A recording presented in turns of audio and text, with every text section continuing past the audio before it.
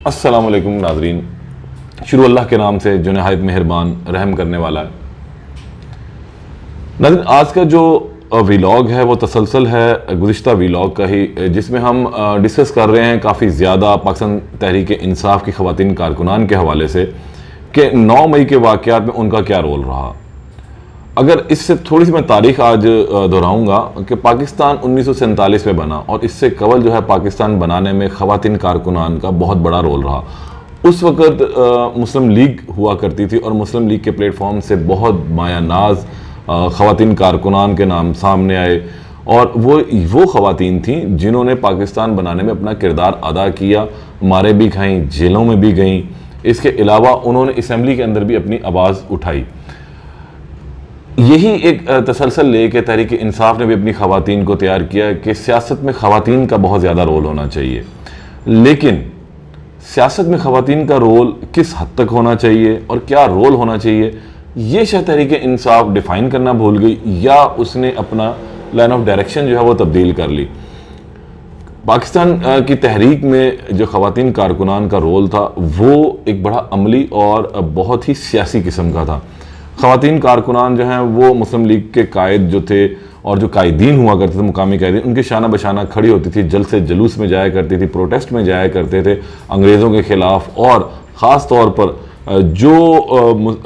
मुस्लिम लीग, ऑल इंडिया मुस्लिम लीग के मुखालिफ जमातें थीं, उनके जो भरपूर जवाबात दिया करती थी। लेकिन तहरीक इंसाफ ने भी कुछ इसी तरह के बयानिया लिया और ख़वातीन कारकुनान को जो है अमली सियासत में एक आला मुकाम देने की भरपूर कोशिश की, जिसमें नौजवान ख़वातीन कारकुनान का एक अहम रोल सामने आया। बहुत ज़्यादा ख़वातीन जो हैं इसके अंदर शामिल भी हुई। और हम देखते हैं कि 9 मई के वाक़यात, तो जो 9 मई के वाक़यात हैं उसमें ख़वातीन कारकुनान का एक अहम रोल रहा। मर्द जो लीडर थे मुकामी वो तो गिरफ़्तार हुए, लेकिन इसके साथ तकरीबन को 100 से ज़ायद ख़वातीन कारकुनान जो तहरीक इंसाफ से जिनका ताल्लुक़ था वो 9 मई के वाक़यात में बाकायदा मुलविस पाई गई। और जिनमें जो चीदा नाम थे उसमें खदीजा शाह, वो एक्टिविस्ट हैं, मारूफ डिज़ाइनर भी हैं और उनका जो घराना है वो भी आर्मी से उसका ताल्लुक़ है। इसके अलावा सनम जावेद का नाम बहुत ज़्यादा रहा, वो तहरीक इंसाफ के जलसे जुलूस से बहुत ज़्यादा इन रही ख़वातीन में और रोल मॉडल भी थी, यूट्यूबर भी थी। उन्होंने अपना बहुत एक रोल रखा। आलिया हमज़ा वकील थी, उनका एक अहम रोल रहा। इसके अलावा दीगर ख़वातीन का भी अपनी जगह रोल रहा, लेकिन जो जेलों में ज़्यादातर गई वो यही 5 से 7 जो मारूफ ख़वातीन थी वो गई और अब वो क़ैदोबंद की सऊबतें जो हैं बर्दाश्त भी कर रही हैं। जैसे मैंने बताया कि उनके खिलाफ अब चलान भी पेश हो चुका हुआ है, 3000 सफ़ात से ज़्यादा पर वो चलान मुहित है, जिसके अंदर JIT की रिपोर्ट भी शामिल है। और JIT की रिपोर्ट का जो लुबे लुबाब था वो उन्होंने मुख्तलिफ जो तहकीकाती एजेंसी थी उसमें से उनको इकट्ठा करके उनसे तहकीकात करवाई थी और फिर वो अपनी एक रिपोर्ट तैयार की थी। इसमें FIA का अहम किरदार रहा, अहम रोल रहा कि FIA ने तमाम शवाहिद जो फुटेजेस थी वो इकट्ठी की, यूट्यूब चैनल से वो इकट्ठी की, निजी TV चैनल से इकट्ठी की और उनका एक फ्रॉन्जिक करवाया गया। उस फ्रॉन्जिक में ये बात सामने है कि जो चेहरे नज़र आ रहे हैं वो असली किरदार हैं, वो कोई मास्क पहने हुए किरदार नहीं थे। और ये तमाम की तमाम ख़वातीन कारकुनान जो हैं वो आहिस्ता आहिस्ता गिरफ़्तार होती चली गई। मर्द जो कारकुनान थे या कायदीन थे वो भी गिरफ़्तार हुए, लेकिन उसमें से कुछ अभी भी रुपोश हैं, कुछ एक चंद एक गिरफ़्तार भी हैं और कई तो शुरू ही के अवाइल में ही 9 मई के फ़ौरन बाद ही गिरफ़्तार कर लिए गए। और अब तसलसल ये है कि इन तमाम ख़वातीन की ट्रायल कोर्ट यानी कि इंसदाद दहशतगर्दी खुसूसी अदालत से ज़मानतें खारिज हो चुकी हुई हैं और इसके साथ जो प्रोसिक्यूशन है उसने चलान भी हतमी मराहिल में दाखिल करके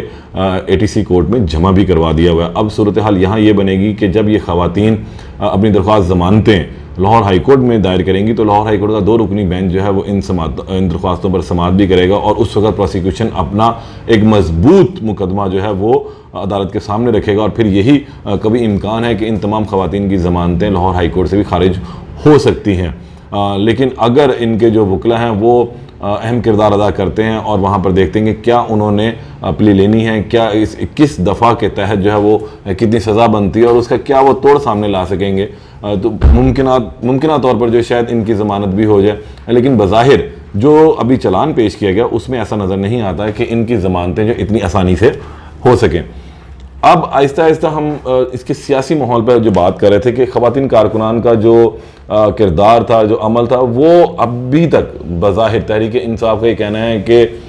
जो लोग 9 मई के वाक़यात में मुलव्वस हैं वो उनका ताल्लुक नहीं है, लेकिन ख़वातीन कारकुनान को वो ओन भी करते हैं। चेयरमैन तहरीक इंसाफ की उस वक़्त गिरफ्तारी से कबल भी उन्होंने एक बहुत अहम बयान दिया था कि ख़वातीन कारकुनान के साथ जेलों में ज़्यादती की कोशिश भी की जा रही है, जिस पर उस वक़्त PDM के जो वफाकी वज़ीर दाखिला राना सनाउल्लाह, उन्होंने इसका एक पर्दाफाश भी किया और कहा कि एक साजिश जो है वो या एक बयानिया रचा जा रहा है कि शायद ख़वातीन कारकुनान के साथ जेलों में ज़्यादती की जाएगी या हो रही है या हुई है। तो उस पर उन्होंने अपना मौका बड़ा वाज़ह कर दिया, जिसके बाद फिर इधर उधर की बातें शुरू हो गई। लेकिन तहरीक इंसाफ इन ख़वातीन को जो है ओन भी करती है और करती भी रहेगी, और ये ख़वातीन कारकुनान आज भी उस जेलों में बंद हैं। कुछ नौजवान ख़वातीन के साथ साथ बुज़ुर्ग ख़वातीन भी जेल में बंद हैं, जिसमें सबसे अहम नाम जो है पाकिस्तान तहरीक इंसाफ की मुकामी लीडर यास्मीन राशिद साहिबा का है। डॉक्टर यास्मीन राशिद से हर बंदा वाकिफ़ है कि उन्होंने नवाज शरीफ के मुकाबले में जो इलेक्शन भी लड़ा और अच्छे खासे वोट भी लिए, चंद हज़ार वोटों से जो है वो उनसे शिकस्त भी खा गई थी। इसके बाद उन्होंने कुलसूम नवाज साहिबा के भी मुकाबले में इलेक्शन लड़ा, वहाँ से भी वो चंद हज़ार वोटों से जो शिकस्त खाई, लेकिन इसके बावजूद वो बड़ी पुरअज़म रहीं। लेकिन 9 मई के वाक़यात में वो भी मुलव्वस पाई गई, कई जगहों पे फुटेजेस के अंदर वो नज़र भी आई हैं। और अब इस वक्त तहरीक इंसाफ की जो ज़्यादातर ख़वातीन हैं, शायद हमारे दोस्तों को इस बात का इल्म नहीं है कि उनमें ज़्यादातर ख़वातीन अभी तक जिस्मानी रिमांड पर हैं, क्योंकि इनको गिरफ़्तार हुए तकरीबन अब 9 मई से अगर हम देखते हैं तो मई, जून, जुलाई, अगस्त, सितंबर अब आखिर होने वाला है। 5 माह का अरसा जो है वो तकरीबन बन जाता है इन ख़वातीन को गिरफ़्तार हुए 9 मई के वाक़यात से लेकर तकरीबन 4.5 माह हम कह सकते हैं कि इन ख़वातीन को इसको जेलों में बंद है। और जब शुरू में इनके खिलाफ जो मुकदमा दर्ज किया गया था इंसदाद दहशतगर्दी की दफ़ात के तहत, तो उसमें इनकी ज़मानत के जो है वो चांसेस बन गए थे, लेकिन बाद में पुलिस ने इसमें जंग छेड़ने, बगावत जैसी दफ़ात भी शामिल की, जिसके बाद इनकी ट्रायल कोर्ट से ज़मानतें जो हैं वो खारिज भी हुई, और जो 4 से 5 ख़वातीन थीं जिनकी ज़मानतें जो है मंजूर हुई, लेकिन उसके खिलाफ भी जो लाहौर हाई कोर्ट में प्रोसिक्यूशन ने जो है वो अपील दायर कर दी हुई है, और अब उस पर भी समाअत होनी है। उम्मीद है कि इस रवा हफ्ते जो है वो दरख्वास्त समाअत के लिए जो है वो मुकर्रर कर दी जाएगी। तो अब सूरत हाल यहाँ ये बनेगी कि इन ख़वातीन कारकुनान की रिहाई का अमल कैसे मुमकिन होगा। इन ख़वातीन कारकुनान को या तो फिर प्रेस कॉन्फ्रेंस करनी पड़ेगी, अपने इन गुनाहों को जो है वो मानना पड़ेगा, तहरीक इंसाफ से लाताल्लुकी का ऐलान करना पड़ेगा, उसके बाद ही ये ख़वातीन कारकुनान जो हैं शायद अपने प्यारों से, अपने घर वालों से जो है वो मिल सकें, उनके अंदर पहले था जैसी ज़िंदगी जो है वो गुजार सकें। लेकिन उसके बावजूद भी जो हुकूमती और जो हमारे ज़राए हैं वो बताते यही हैं कि इस वक्त बाकायदा तौर पर इन तमाम ऐसे लोगों को जो 9 मई के वाक़यात में मुलव्वस हैं उनके खिलाफ सख्त तरीन कार्रवाई का जो फ़ैसला किया जा चुका हुआ है और की भी जा रही है, और जिसकी मिसाल हमें मिलती है कि किसी भी तरह से उनको कहीं से भी निकलने का मौका जो फराहम नहीं किया जा रहा, ना किया ही जाएगा। अब इन ख़वातीन कारकुनान के जो हम पेरेंट्स हैं या उनके बच्चे हैं वो तमाम सोबतें भी बर्दाश्त कर रहे हैं, परेशानियाँ जो हैं उनको भी देखने को मिल रही हैं कि वो अपने बच्चों से भी दूर हैं, बच्चे अपने वालिदैन से दूर हैं। और शायद इसमें तहरीक इंसाफ की मैं ये कहूँगा कि थोड़ी सी कमी रह गई कि उसने अपनी ख़वातीन कारकुनान की शायद ऐसी तरबियत ना की कि वो अपना एक अमली किरदार अदा करती। अब तो यहाँ तक ये बात की जाती है कि तहरीक इंसाफ की जो ये ख़वातीन हैं जो जेलों में बंद हैं और जिस वक्त ये बाहर आएंगी तो वो जब इलेक्शन लड़ेंगी तो बहुत ज़्यादा उनको पजीराई मिलेगी। अगर हम देखें तो पढ़ा लिखा तबका जो है वो बहुत सारे मामलात को देखता है और वो इस तरह वोट नहीं फौरी तौर पर अपना कास्ट करेगा। बहुत सारे तब्दीली आ चुकी हुई है, शऊर लोगों में आया है। आने वाले दिनों में अब सियासी जमातों का वो एजेंडा नहीं रहा कि वो अपने कारकुनान को जो है उसी तरह ही भेड़ चाल में चलाएंगे। अब उन्हें मालूम है कि जो वोटर है, जो कारकुनान है, वो भी समझदार हो चुके हैं। अगर एक अच्छा बयानिया जो सामने ना रखा गया तो उनको वोट नहीं मिलेगा। और इसी तरह ही है कि अब तहरीक इंसाफ जब इलेक्शन में जाएगी तो इन ख़वातीन कारकुनान के हवाले से वो क्या अपना बयानिया लेगी, ये एक अहम है। और इन ख़वातीन कारकुनान को बाहर निकालने के हवाले से जो है क्या कार्रवाई जो है वो अमल में लाई जा रही है, एक बड़ा मसला इन ख़वातीन कारकुनान को दरपेश है। और इस हवाले से सोचने की भी जरूरत है। शायद अगर मैं ये समझता हूँ कि अगर ये अपनी गलतियों को तस्लीम करें और इस ढिठाई से पीछे हटें तो इन लोगों की रिहाई में शायद कहीं पर कोई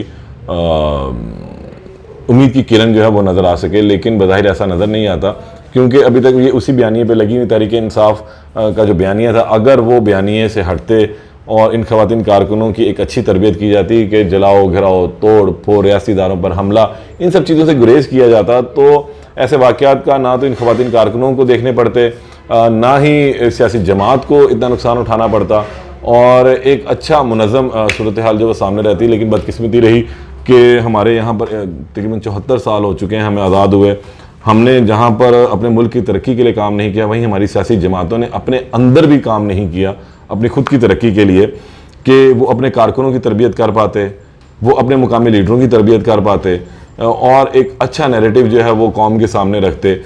हमेशा तशद्दुद, इल्ज़ाम तराशी की सियासत होती आई है। जब से हमने होश संभाला और चीज़ों को देखते आ रहे हैं, तो पाकिस्तान मुस्लिम लीग नून और पाकिस्तान पीपल्स पार्टी ही दो हरीफ जमातें रहीं, और दोनों की जो सियासत का महवर था वो एक दूसरे पर इल्ज़ाम तराशी के ही गिर्द घूमता था। तीसरी सियासी जमात जो है 2013 में इन होती है, एक बड़ी जमात बन के, वो पाकिस्तान तहरीक इंसाफ थी, और इसने भी वही बयानिया लिया इल्ज़ाम तराशी का। लेकिन 2013 में बदकिस्मती से वो इक़्तिदार में तो ना आ सके, लेकिन 2018 में जब वो इक़्तिदार में आए और उससे पहले जो उन्होंने कैंपेन की वो भरपूर तौर पर इल्ज़ाम तराशी की थी, और उसी इल्ज़ाम तराशी की कैंपेन के नतीजे में वो सामने तो आ गए, लेकिन वो टिकने वाला मामला ना रहा, क्योंकि ज़बान जब एक दफ़ा खुल जाती है तो फिर वो रुकती नहीं है, और ये सिलसिला रहा कि हर तरफ ही यही सूरत हाल चलती रही। और उसकी अगर हम ताज़ा मिसाल भी देखते हैं तो गुज़िश्ता रोज़ जो है एक निजी टीवी चैनल के प्रोग्राम में भी एक वकील साहब की और एक सेनेटर साहब की हाथापाई भी हुई, और बहुत ही नाखुशगवार किस्म के अल्फाज और इल्ज़ाम तराशी एक दूसरे पे की गई। अब शायद वक्त आ चुका है कि अब हमें जो है ना अपनी ख़ुद की इस्लाह करनी चाहिए। जब तक कायदीन बेहतर नहीं होंगे, उनका अखलाक अच्छा नहीं होगा, तो आगे जो कारकुनान हैं उनको क्या मैसेज जाएगा। ये ख़वातीन जो इस वक्त जेलों में बंद हैं, गो कि ये अच्छी ख़वातीन हैं, अच्छे घरानों से इनका ताल्लुक़ है, पढ़ी लिखी ख़वातीन हैं, विजन रखती हैं, लेकिन अब ये एक ऐसे मामले में फंस चुकी हुई हैं कि इनकी तमाम तर तवानाई और सलाहियतें जो हैं वो सिफर होती हुई दिखाई दे रही हैं। और अगर ये मुस्बत होती तो शायद इस कौम की तरक्की के लिए बहुत अच्छा साबित होती। दुआ तो यही कर सकते हैं कि इन खवातीन कारकुनान की रिहाई जो है वो जल्द अमल में आए, ताकि ये अमली सियासत में एक भरपूर अपना किरदार अदा कर सकें। आलिया हमजा, सनम जावेद समेत दीगर जितनी भी खवातीन हैं, अब इनके मुकदमात जो हैं वो लाहौर हाई कोर्ट में ये दरख्वास्तें दायर करेंगी। खदीजा शाह ने तो अपनी दरख्वास्त जो है वो दायर कर दी हुई है, वो रवां हफ्ते समाअत के लिए मुकर्रर भी हो गई है, लेकिन इनकी जानिब से दरख्वास्त दायर नहीं की गई, क्योंकि इनको दोबारा जब गिरफ़्तार किया गया तो अब पहले इनका ट्रायल जो है वो यहीं पर ही चलेगा ATC में। तो देखना ये है कि ATC में अब क्या मामला बनते हैं, क्योंकि इससे कबल लाहौर हाईकोर्ट का 2 रुकनी बेंच जो अब हुकूमत की अपील पर समाअत करेगा। इनकी ज़मानतें जो लाहौर की इंसदाद दहशतगर्दी अदालत से मंजूर हुई थी उनको खारिज करवाने के लिए। पाकिस्तान तहरीक इंसाफ की जो खवातीन कारकुनान है, इन पर इस वक्त जो है कड़ा वक्त चल रहा है, और ये कड़ा वक्त कब ख़त्म होना है, कब एक उम्मीद की किरण, एक नया सूरज तलू होगा, ये भी तो कोई नहीं जानता। लेकिन उम्मीद तो हम यही कर सकते हैं कि आने वाला वक्त जो है पाकिस्तान की तमाम सियासी जमातों की खवातीन कारकुनान के लिए अच्छा हो। इनके जो कायदीन हैं वो इन खवातीन कारकुनान की अच्छी तरबियत कर सकें, इनके जो विजन्स हैं उनको इस्तेमाल कर सकें, और इनका जो अमली सियासत में जो किरदार है वो भरपूर सामने आ सके, ताकि ये कौम की नुमाइंदगी भी कर सकें। ये तसलसल हमारा जारी रहेगा। अगले वीडियो तक के लिए इजाज़त दें, तब तक के लिए अल्लाह निगहबान।